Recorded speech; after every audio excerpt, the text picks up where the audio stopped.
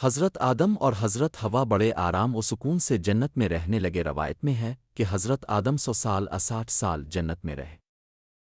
اس عرصے میں دونوں پر جنت کے کسی بھی حصے میں جانے پر پابندی نہ تھی سوائے شجر ممنوع کے۔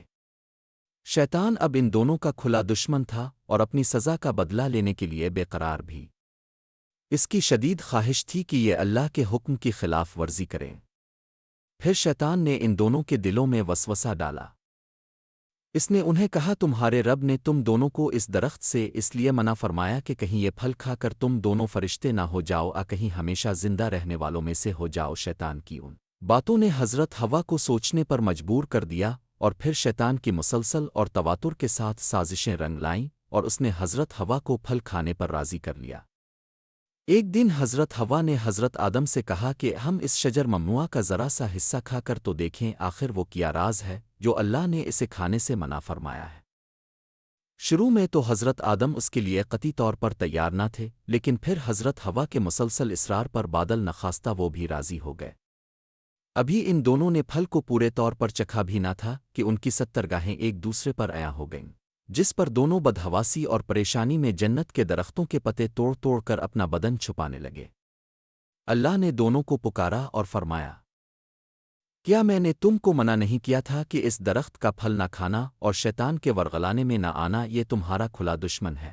دونوں نے جب اللہ کی پکار سنی تو مارے خوف الہی کے کانپ اٹھے، نہایت لاچارگی اور عاجزی سے اپنی خطا پر نادم و شرمندہ ہوتے ہوئے بارگاہ خداوندی میں عرض کیا، اے ہمارے رب، ہم دونوں سے بہت بڑی غلطی ہو گئی ہے۔ اب اگر اپنے ہم پر رحم و کرم نہ کیا اور معاف نہ فرمایا تو ہم تباہ و برباد ہو جائیں گے۔ حق تعالیٰ نے فرمایا کہ اب تم دونوں ایک خاص مدت تک زمین ہی پر رہو گے، جہاں تم ایک دوسرے کے دشمن ہوگے، اور وہاں ہی مرنا ہے اور اسی میں سے پھر پیدا ہونا ہے۔ چنانچہ دونوں کو زمین کی طرف روانہ کر دیا گیا۔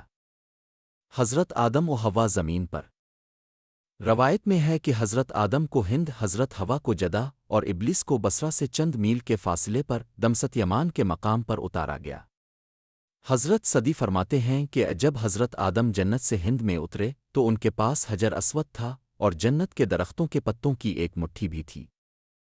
پھر حضرت آدم نے ان پتوں کو زمین پر پھیلا دیا، اور یہ خوشبودار درخت ان پتوں ہی کی پیداوار ہیں۔ حضرت ابن عباس سے مروی ہے کہ حضرت جبرائیل حضرت آدم کے پاس آئے اور گندم کے ساتھ دانے ساتھ لائے۔ حضرت آدم نے پوچھا، یہ کیا ہے؟ عرض کیا، یہ اس درخت کا پھل ہے جس سے آپ کو روکا گیا تھا لیکن آپ نے تناول کر لیا تھا۔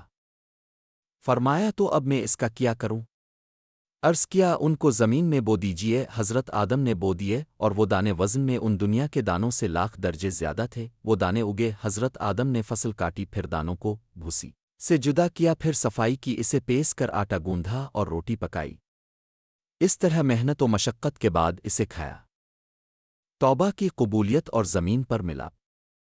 حضرت آدم زمین پر آنے کے بعد نہایت شرمسار اور افسردہ تھے۔ پھر حضرت ہوا سے علیحدگی نے بھی سخت پریشانی میں مبتلا کر دیا تھا۔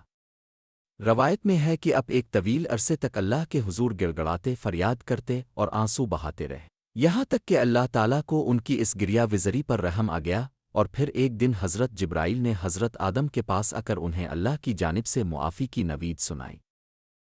حضرت آدم خوشی سے سرشار بارگاہ خداوندی میں سر باسجود ہو کر شکر بجا لائے۔